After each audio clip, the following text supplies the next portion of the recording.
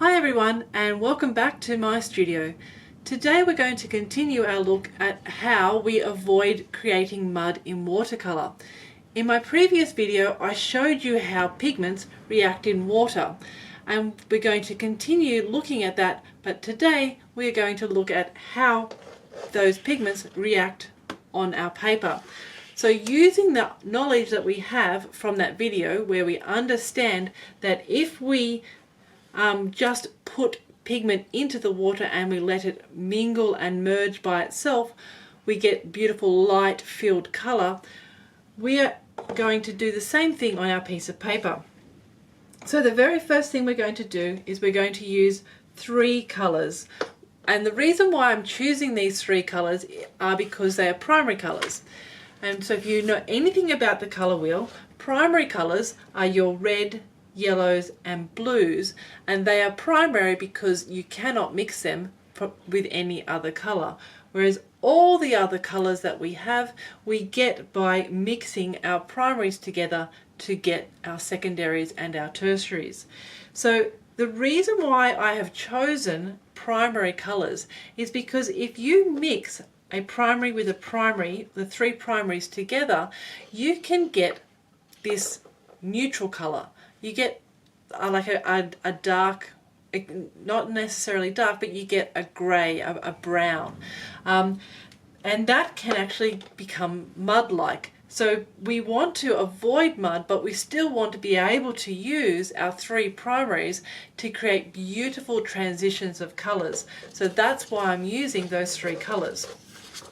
So we're going to get a piece of paper. Now I've obviously already started playing around with on this piece of paper, but you can get a clean piece of paper, and I'm going to get a yellow.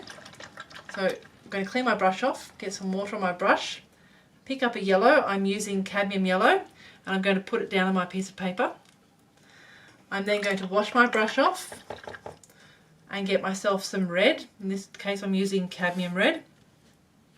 I'm going to put that near my yellow, wash my brush off again, and then pick up my blue. And I'm going to use cobalt blue this time. I'm going to put that there. Now while they're still wet and juicy, I'm going to grab some nice clean pigment, and I'm going to put a dab of water in the middle of those 3 pigments.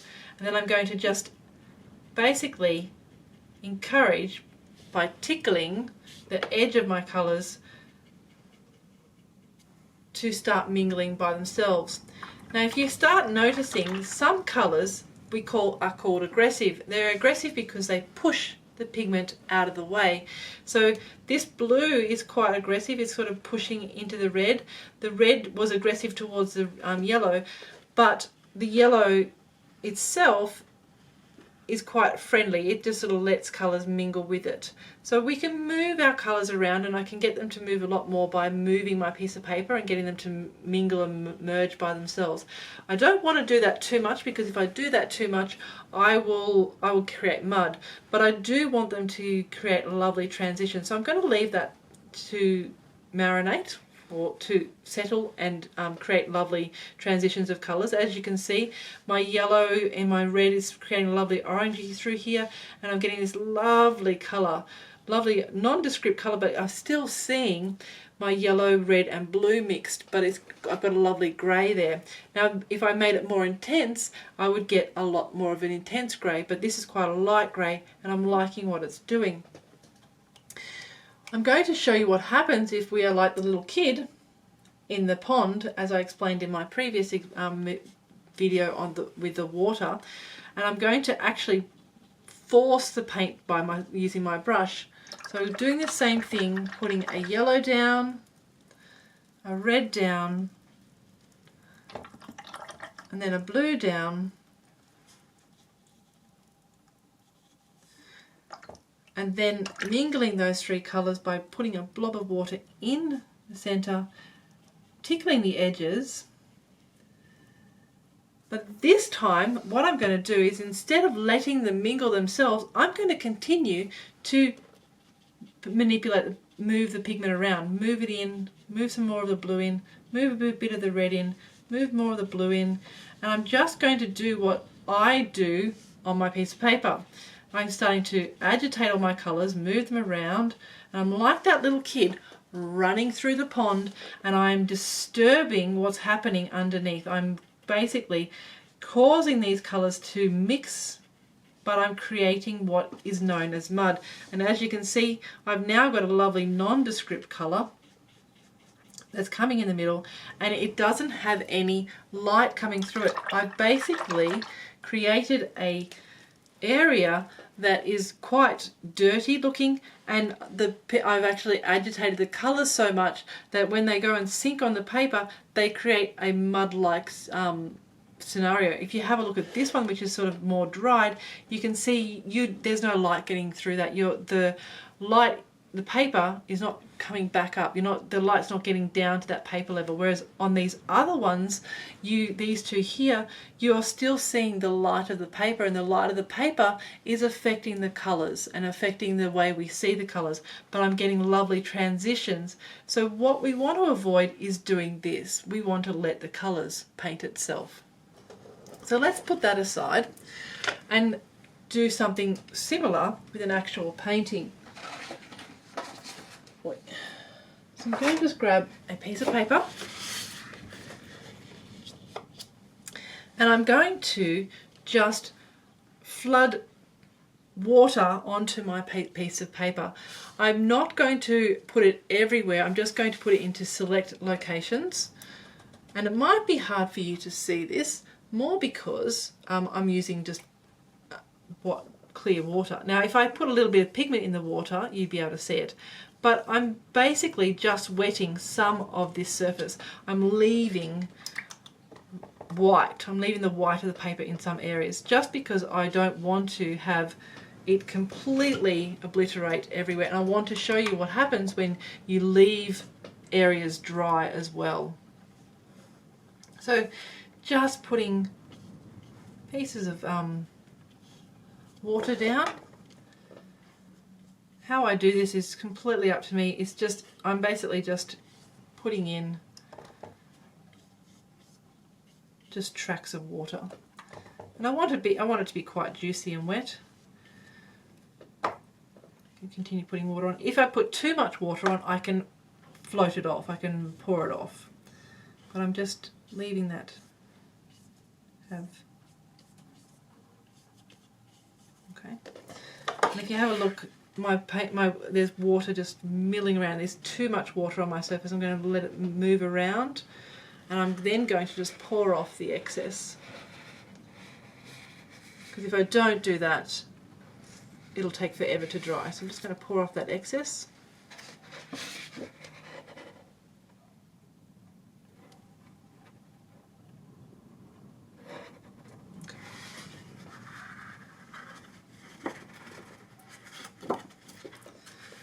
Now I'm just going to pick up another brush, any brush. I'm going to use this lovely hake brush, and I'm just going to pick up a colour. Now I can use the three colours that I've just put down, or I can use completely different other colours, but let's just use the same colours that I've just been playing with. So I'm going to start off with my lovely yellow. And the reason why I'm not mixing up a colour over here is because I've got a lot of water on my paper, and I really still want a nice distinct, like, I don't want it to be too light. I want to allow the pigment to just move across the surface and have this really bright areas as well. Now while that's still, like, I've got some yellow there, I can get a different brush. So I can pick up this brush here, wet it, and get that red. And I think I use cadmium red, so I pick up cadmium red on my brush. If I think I've got too much, I can actually just pat a bit off it on the side here on my palette and just start dropping in that colour. And as you can see, in certain places, this colour is not going. It's not going into the areas where there is no water, but I can just drop in. And I'm going to then pick up my paper and just let it mingle later on. Let's just do that. Okay, I'm going to wash my brush off. I'm going to use this same brush here, and I'm going to pick up the blue, cobalt blue. Same thing, if I feel like I've got too much, I can lighten it a bit. I'm just going to just drop in. some of this blue through here.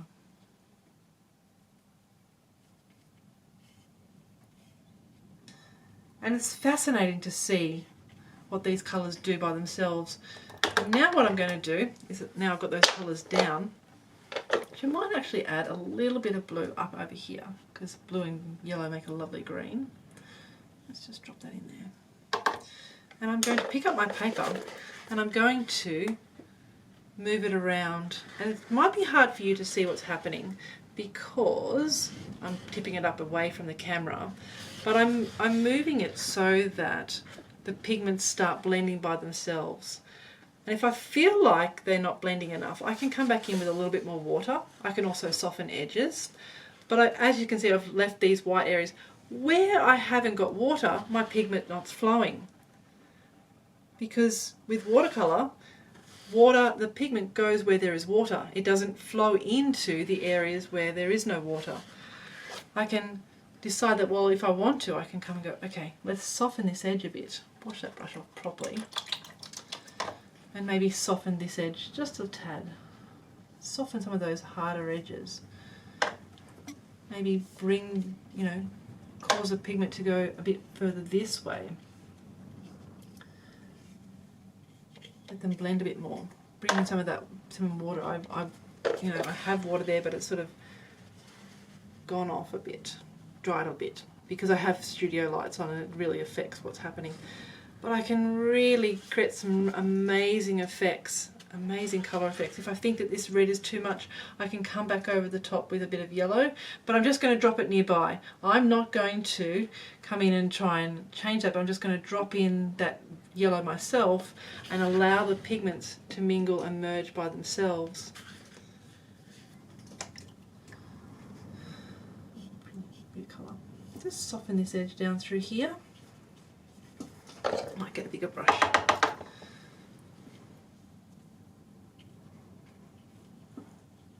And this is me just having fun. There is no really, I'm not really thinking, I'm of anything at this particular moment. I'm not thinking of a design or anything, but I'm allowing those colours to mingle by themselves.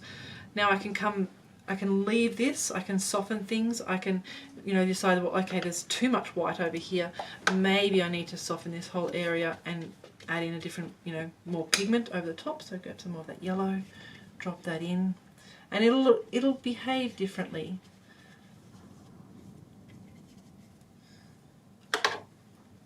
But I'm kind of liking what I've got here. I'm going to soften this slightly, I don't want too many sort of harsh edges, but I like what's happening. I'm really quite excited by this. I can bang it, but I don't want to make it merge too much because I don't want to get mud, but I do want to get some lovely colour mingling. I mean, there's a beautiful neutralised colour coming through here. This colour is creating a lovely purpley sort of colour. I've got greens coming over here. It's quite organic. There's quite a lot of stuff going on here. And I can use this as an underpainting for something that can go on top. So I'm going to that's basically our demonstration, was to show you that. And I'm going to leave that to dry. And in my next video, we are actually going to utilise this this way of painting to create some lovely roses. Okay, so I hope that this has been helpful, and I look forward to seeing you in the next video. Bye guys!